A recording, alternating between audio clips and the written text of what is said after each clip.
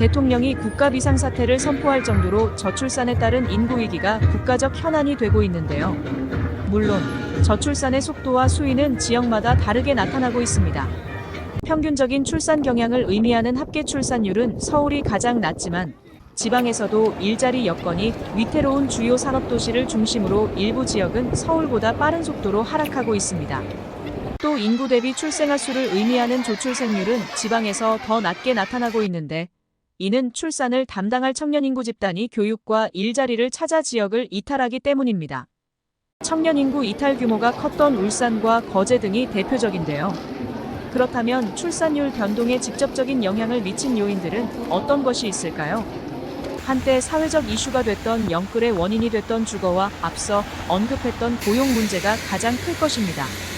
인구가 집중된 수도권에서는 주거와 생활비용의 가파른 상승세가 주거 안정을 위협하는 요소로 작용하며 직주 불일치로 인한 통근 비용의 증가 역시 주거 안정성에 간접적인 영향을 미칠 수 있습니다. 반면 인구 감소를 경험하고 있는 지방 도시에서는 기초적인 정주 환경의 수준과 다양성 확보의 문제가 주거 불안정을 좌우하는 주된 요소로 작용합니다.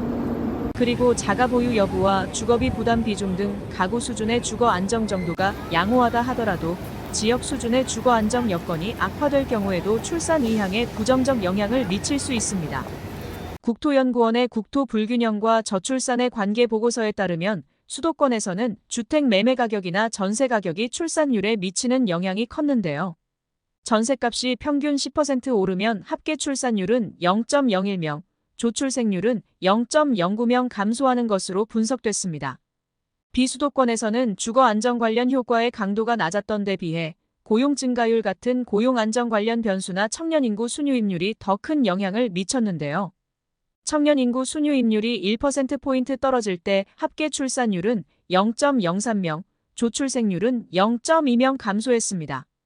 비수도권에서는 주거 문제보다는 지역 경제의 장기적인 일자리 전망 등 고용 문제가 출산율을 떨어뜨리는 주된 원인으로 작용하고 있다는 것입니다.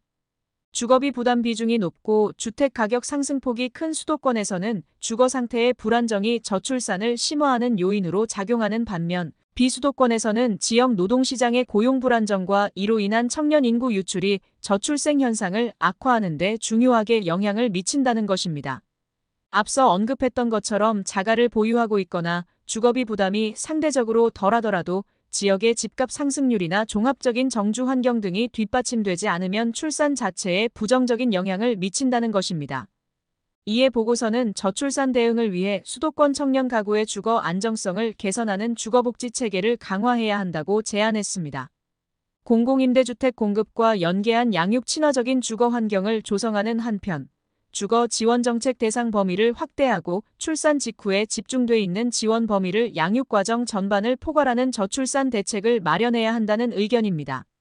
아울러 비수도권에서는 안정적인 고용 기반과 정주 환경을 강화하는 균형 발전 정책 확대 추진을 제안했습니다. 출생률이 가파르게 떨어지고 있는 지방 거점 도시에서는 지역의 장기적인 고용 기반을 강화하기 위한 긴 호흡의 산업 육성 정책을 마련할 필요가 있다는 것입니다. 지금까지 월화TV였습니다.